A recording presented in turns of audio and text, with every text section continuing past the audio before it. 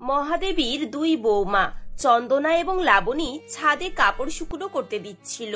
এমন সময় নিচে থেকে তাদের ছোট ননদ কবিতা চিৎকার করে বলে, বড় বৌদি, ও বড় বৌদি, কোথায় গেলে গো? এখানে তো ছোট বৌদিও নেই। বলি তোমরা দুজনে কি ছাদে আছো নাকি? 10:30 বেজে গেল, তাড়াতাড়ি আমার খাবারটা রেডি করে দাও, আমি এবার তো বেরোবো নাকি। এরা দুজনে বোধহয় ছাদে গিয়ে গল্প জুড়ে দিয়েছে, এই জন্য কোনো সাড়া শব্দ পাওয়া যাচ্ছে না। বলি কি হলো গো, তোমরা শুনতে পাচ্ছ না?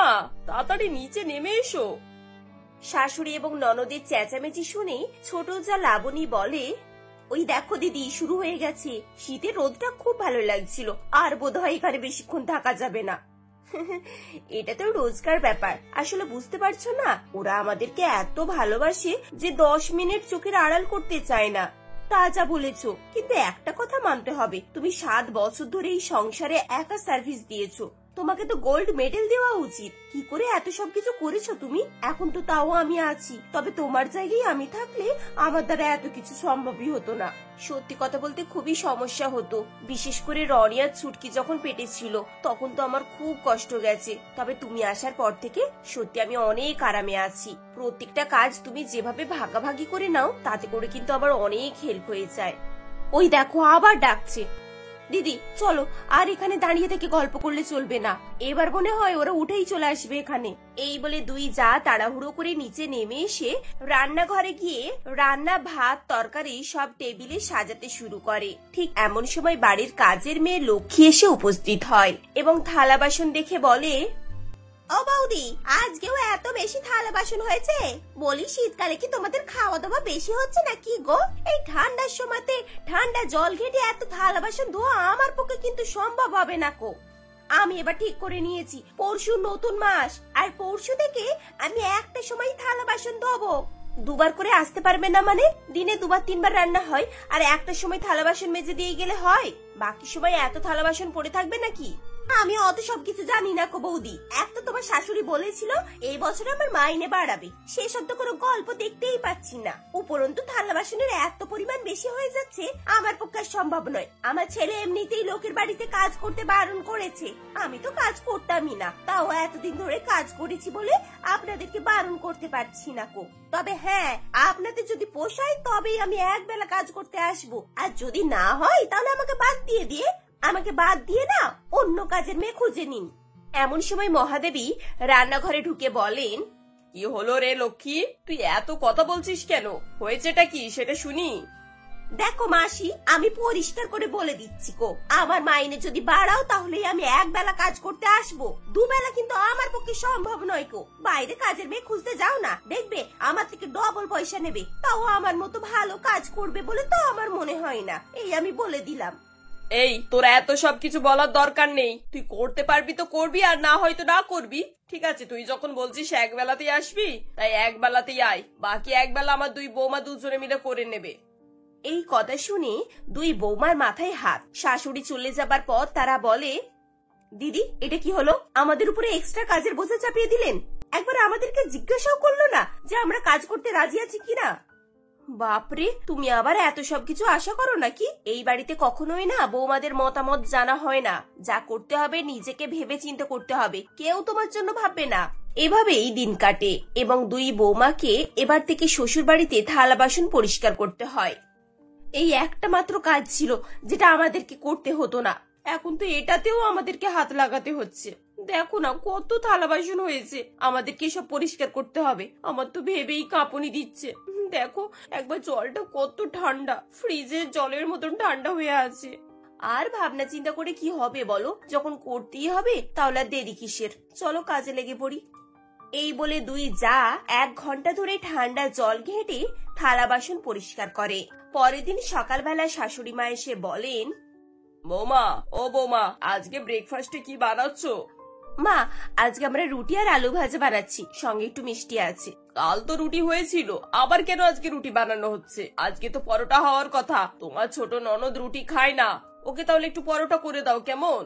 বৌদি, যখন পরোটা করছো তাহলে এক কাজ করো না গো, কালকে মাঝে কড়াইশুটিগুলো এনেছিল সেগুলোকে ছাড়িয়ে ফেলে একটু পুর তৈরি করে পুর দিয়ে পরোটা করে ফেলো, খেতে বেশ মজা লাগে। এমন সময় লাবণী রান্নাঘর থেকে কড়াইশুঁটি নিয়ে এসে কবিতাকে দিয়ে বলে, দিদি আমি আর বৌদি তো দুপুরে রান্না করছি, আর ব্রেকফাস্টের রুটি আলু ভাজা হয়ে গেছে। এখন যদি কড়াইশুঁটির পরোটা করতে হয় তাহলে তুমি এই কড়াইশুঁটিগুলোকে ছাড়িয়ে দাও, কেমন? এ কি, কড়াইশুঁটি আবার কি করে ছাড়ায়? আমি তো কোনোদিনও কড়াইশুঁটি ছাড়াইনি। আরে বাবা, কড়াইশুঁটি ছাড়ানো কি আর মুশকিল কাজ নাকি? আচ্ছা দাঁড়াও, আমি তোমাকে একটা দেখিয়ে দিচ্ছি, তারপর তুমি ওইভাবেই সবগুলোকে ছাড়াবে, কেমন? না না বৌদি, এমনিতেই আমার নোকে নতুন নেল পলিশ লাগিয়েছি, এসব ছাড়াতে গেলে সব নষ্ট হয়ে যাবে। তাছাড়া আমার কিছু কাজ আছে, এখন আমি বসে বসে এসব করতে পারবো না। বাবা গো, আমার কোমরে খুব ব্যথা করছে, আমি যাই গিয়ে একটু ঘরে রেস্ট নি বাবা। হ্যাঁ মা, তাড়াতাড়ি চলে যান, আপনি সকাল থেকে বসে আছেন একটানা, আপনার তো অনেক পরিশ্রম হয়ে গেল তাই না? এখন গিয়ে ঘন্টা 3-4 ঘুমিয়ে নিন। শাশুড়ি এবং ননদ চলে যাবার পর দুই যা একে অপরের মুখ চাওয়াচাওয়ি করে। এরপর পরোটা তৈরি করে টেবিলে এনে রাখার সঙ্গে সঙ্গে তার শাশুড়ি সেখানে এসে উপস্থিত হন। বাহ বৌমা, পরোটা থেকে কিন্তু খুব সুন্দর গন্ধ বের হচ্ছে। গরম গরম না খেলে খেতে ভালো লাগবে, তাই কষ্ট করে উঠে এলাম আর কি। ভালো করেছেন মা, তা এতই যখন কষ্ট করে এসেছেন তাহলে কষ্ট করে একটু খেয়ে নিন, আমাদেরও কষ্টটা কমবে তাহলে। এমন সময় দরজায় কলিং বেলের শব্দ হয় এবং চন্দনার বড় ননদ রচনা দরজার কাছে এসে উপস্থিত হয়। শাশুড়ি গিয়ে দরজা খোলে, এদিকে চন্দনা রান্নাঘরে এসে আবার পরোটা তৈরি করতে শুরু করে। কি গো বৌদি, এখন কে কলিং বেল বাজাচ্ছে? কে এসেছে? ওই দেখলে না তুমি? এত অস্থির হবার কিচ্ছু নেই, এক্ষুনি জানতে পারবে কে এসেছে, বুঝেছো? এদিকে মেয়েকে দেখে মহাদেবী খুব খুশি হয়ে যান এবং বৌমাদেরকে ডেকে বলেন, দেখো বৌমা, তোমাদের বর দিয়ে এসেছে, ও আবার লুচি খেতে খুব ভালোবাসে, ওর জন্য কয়েকটা গরম গরম লুচি বানিয়ে দাও।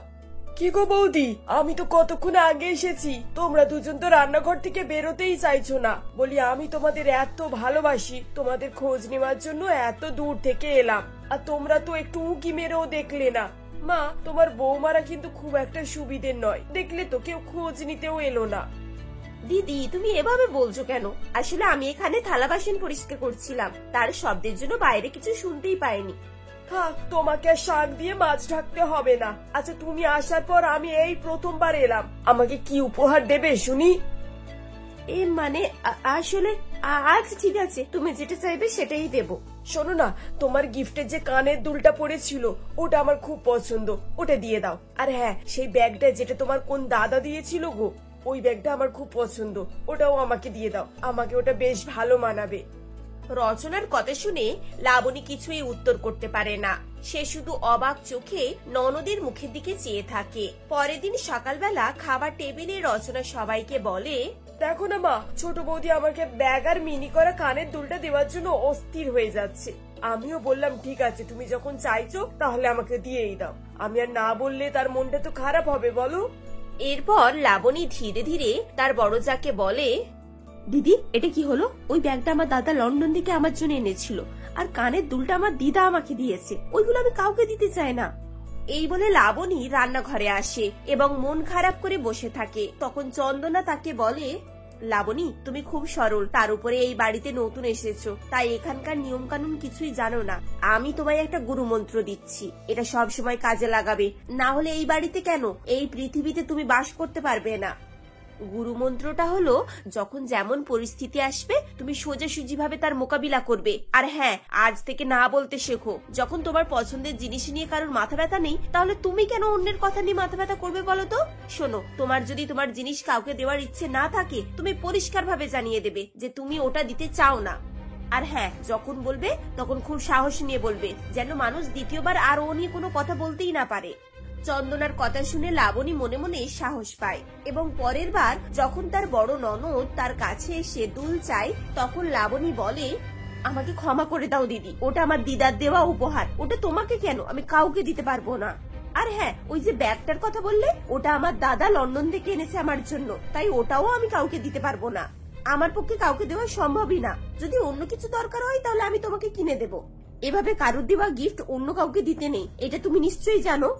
লাবণী এভাবে বললে রচনার কিছুই বলতে পারে না। তারপর লাবণী তার বড় জায়ের গুরুমন্ত্রকে কাজে লাগায় এবং এরপর থেকে সংসারে যে কোনো সমস্যার মোকাবিলা খুব সহজেই সে নিজেই করতে পারত। তারা সবসময় একে অপরের পাশে থাকতো এবং সমস্ত সুখ দুঃখ সবকিছু মিলেমিশে ভাগ করে নিত। এভাবেই দুই যা মিলেমিশে সুখে শান্তিতে সংসার করতে থাকে।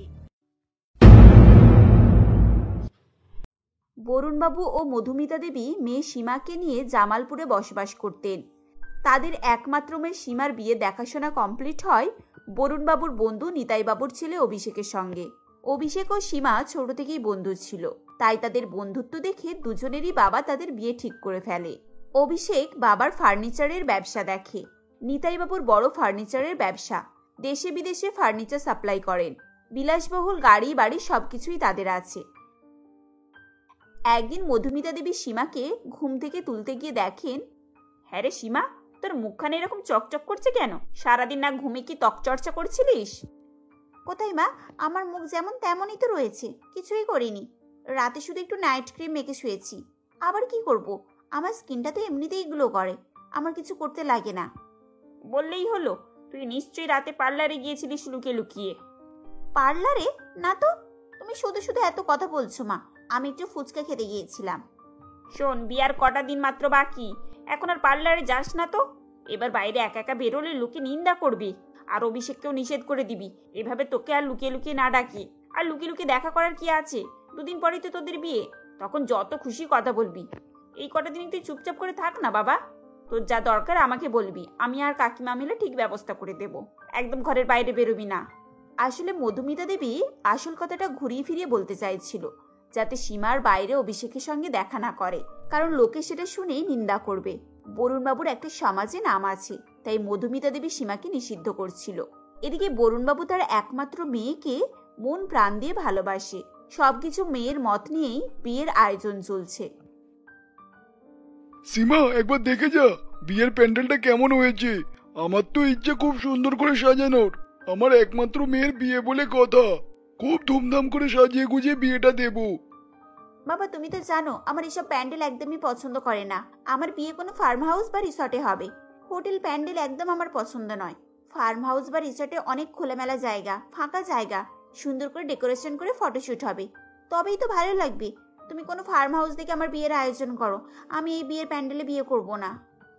ঠিক আছে, তুই যা বলবি তাই হবে। আমি এক্ষুনি দেখছি কোনো রিসেট হাউস পাওয়া যায় কিনা। আমার রাজকন্যা যা বলবে আমি তাই করব। এত টাকা পয়সা গাড়ি বাড়ি তো তোর জন্যই করেছি। এই বলে বরুণবাবু ফার্ম হাউস দেখে মেয়ের জন্য বুক করে নেয়। তারপর সেখানে নানান ধরনের ডেকোরেশন শুরু হয়। ফাঁকা খোলামেলা জায়গায় ডেকোরেশন করতে দারুণ লাগছিল দেখতে, সেটা দেখে বরুণবাবু মুগ্ধ হয়ে যান। সত্যি আমার মেয়ের পছন্দ আছে বটে, আমার রাজকন্যার বিয়ে বলে কথা, এইরকম না হলে মানায় নাকি? আর এখনকার তো প্যান্ডেল আর চলেই না, আমি শুধু শুধু অতগুলো টাকা খরচা করলাম। তারপর একদিন বাড়িতে সীমার আইবুড়ো ভাতের আয়োজন চলছিল। বিয়ের আগে তার মা আইবুড়ো ভাত খাওয়াবে বলে নানান ধরনের তরকারি, পোলাও, চাটনি, পাঁপড়, দই, মিষ্টি, এমনকি পায়েস পর্যন্ত তৈরি করেন। সীমা কখনো কখনো ভাত পুড়ে গেলে সেই নিচের পোড়া ভাতটা খেতে খুব ভালোবাসতো। আজও পোলাওয়ের নিচেটা একটু পুড়ে গিয়েছিল। সীমাকে তার মা নানান ধরনের প্লেটে সব সাজিয়ে খেতে বলে। তখন সীমা বলে, মা আজকে পোলাওটা একটু নিচে পোড়া পোড়া করতে পারতে তো, তুমি তো জানো আমি পোড়া ভাত খেতে কত ভালোবাসি। আজকেও তো নিচে একটু পুড়ে গেছে, তবে এখন আর খাস না মা, এখন খেলে বিয়ের সময় নাকি বৃষ্টি হয় খুব। আগেকার দিনে বুড়িরা সব বলতো, আর সত্যিই তাই হতো। মা প্লিজ আমাকে একটু দাও না, ওসব বাজে কথা। আর এখন আর এইসব কথা মনে করে লাভ কি, এগুলো সব মানুষের মন গড়া কথা, সত্যি হতে পারে না এসব জিনিস। তখন সীমার কাকিমা লক্ষ্মী দেবী আজ চুপ করে থাকতে পারে না। তখন লক্ষ্মী দেবী সীমাকে বলেই ফেলে, সীমা মা যেটা বলছে সেটা শোন না মা, ওরকম জেদ করিস না। তুই যদি ওই পোড়া ভাত খাস, সত্যি সত্যি তোর বিয়েতে বৃষ্টি হবে, এই আমি বলে দিলাম। কাকিমা তুমি অন্তত অ্যাটলিস্ট আমার সাথ দাও, তুমি এইসব আজে বাজে কথা বিশ্বাস করো? সীমা নাছোড় বান্দা, তাকে দিতেই হবে। তার জেদের আগে কিছুই নেই, যেটা সে চায় সেটাই দিতে হবে, না হলে সারা বাড়ি মাথায় করে রাখবে। তার সঙ্গে সীমার বাবা রতনবাবু মেয়ের আবদারের জন্য সবাইকে বকাবকি করতে শুরু করে দেয়। তাই সীমাকে তার মা মাটির পাত্র করে পোড়া ভাত তুলে এনে দেয়। থ্যাংক ইউ সো মাচ, তুমি এত কিছু আমার জন্য আয়োজন করেছো, তার থেকে বেশি খুশি হয়েছে আমাকে এই পোড়া ভাতটা খাওয়ানোর জন্য। ডবল থ্যাংক ইউ মা, আই লাভ ইউ। সবার কথা অমান্য করে খেলি তো, দেখবি তোর বিয়ের দিন বৃষ্টি হবেই হবে, তখন কি করিস আমি দেখবো। তারপর দেখতে দেখতে বিয়ের দিন এসে যায়। এদিকে সীমাকে পার্লার থেকে মেকআপ করতে এসেছে। সীমা তার সাজসজ্জা নিয়েই ব্যস্ত, আর অন্যদিকে বরযাত্রীরা বরকে নিয়ে ফার্ম হাউসের গেটে পৌঁছেছে। ঠিক তখনই চারিদিকে আকাশ অন্ধকার করে মুষলধারে বৃষ্টি চলে আসে। তখন অভিষেকের বাবা নিতাইবাবু রেগে গিয়ে বলেন, এ কি অবস্থা? বরযাত্রী আসলে যে তাদের ওয়েলকাম করতে হয়, এই যা মুষলধারে বৃষ্টি হচ্ছে, কেউই দাঁড়িয়ে আর ওয়েলকাম করতে পারবে না। বৃষ্টিতে যখন বেরোতেই পারবে না, তাহলে ফার্ম হাউস করার কি দরকার ছিল? রিসেপশন হাউস করে নিলেই তো হয়ে যেত। তাও তো বৃষ্টিতে মানুষগুলো দাঁড়াতে পারতো। বেশ কিছুক্ষণ পর অভিষেক বাবার রাগ দেখে চুপ করে থাকতে না পেরে ঘোড়ার পিঠে বসে বাবাকে বলতে থাকে, আচ্ছা বাবা, তুমি একটু শান্ত হও। কেন এত অস্থির হয়ে পড়ছো? বৃষ্টি এসে গেছে বলেই তো তাই জন্য কেউ বেরোতে পারছে না। আর একটা মজার কথা কি বলতো, এরকম বৃষ্টিতে ভিজে ভিজে কেই বার বিয়ে করতে পারে? কিছুক্ষণ পর বৃষ্টিটা একটু কমে গেলে রতনবাবু ছাতা নিয়ে আসে এবং গেটে দাঁড়িয়ে থাকার জন্য নিতাইবাবুর কাছে ক্ষমা চেয়ে নেয়। কিছু মনে করবেন না, আমাদের একটু দেরি হয়ে গেল। আসলে বৃষ্টি খুব জোরে হচ্ছিল তো, তাই আর কি। আপনারা আমাদেরকে ক্ষমা করে দিন এতক্ষণ দাঁড়িয়ে রাখার জন্য। কিছু মনে করবেন না। আসুন আসুন, ভিতরে আসুন। তারপর ভিতরে গিয়ে খাওয়া দাওয়ার পর্ব শেষ হতে না হতেই বৃষ্টি তখনও অঝোর নয়নে চলে যাচ্ছিল। থামবার কোনো নামই নিচ্ছিল না। অপেক্ষা করে করে লগ্ন হয়ে যাওয়ার জন্য বৃষ্টিতে ভিজে ভিজে অভিষেক আর সীমার বিয়ে সম্পন্ন হয়। তারপর সীমা অভিষেককে বলে, সরি অভিষেক, ভিজে ভিজে তোমাকে বিয়ে করতে হলো। আসলে এটা আমারই প্ল্যান ছিল। আমার যে এভাবে বিয়ে করার খুব ইচ্ছে ছিল। আমি ফাঁকা ও সুন্দর জায়গায় বিয়ে করব, ফটোশুট করব, দেখতে ভালো লাগে এইসব। কিন্তু আজ এই বৃষ্টিতে আমার সব প্ল্যান ভেস্তে চলে গেল। ফটোশুটটাও ভালো করে হলো না, আর ভালোভাবে সুন্দর করে বিয়ে করার শখটা আমার বেকার হয়ে গেল। সবই আমার কপাল। কিরে সীমা, আজ কথাটা মিলে গেল তো? বারবার বলেছিলাম পোড়া ভাত খাস না, পোড়া ভাত খেলে বিয়েতে বৃষ্টি হয়। আর আজ সেটা প্রমাণ হয়ে গেল তো, দেখলি? সবার কথা অমান্য করে পোড়া ভাতটা খেলি, সেজন্যই তো এত সুন্দর দিনটাই এরকম বৃষ্টি হলো আর বিশ্রী ভাবে কাটলো।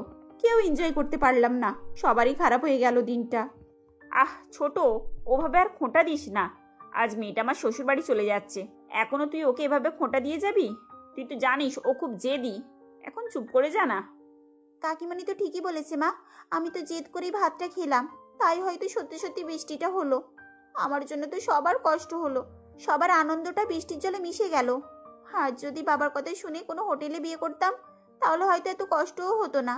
সবই আমার দোষ। মা কাকিমণি ও সীমার কথা শুনে অভিষেক তাদেরকে চুপ করানোর জন্য আবার বলে, এটা আমাদের একটা স্মৃতির দিন হিসাবে রয়ে গেল। বৃষ্টিতে ভিজে ভিজে সাত পাকে ঘুরছি। অনেকে তো অনেক রকম ভাবেই বিয়ে করে, আমি নয় জলে ভিজে ভেসে ভেসে বিয়ে করি। কি বলো সীমা? হা হা হা। এখন তুমি আমার সঙ্গে মজা করছো না তো? তোমার সত্যি মজা লাগছে ভিজে ভিজে বিয়ে করতে, নাকি আমার সঙ্গে ঠাট্টা করছো? এসব শুনে সবাই হা হা করে হাসতে থাকে। বৃষ্টিতে ভিজে বিয়ের আনন্দটাই পাল্টে গেল। তারপর সীমা একটা দামি গাড়ি করে অভিষেকের হাত ধরে শ্বশুরবাড়ি চলে আসে।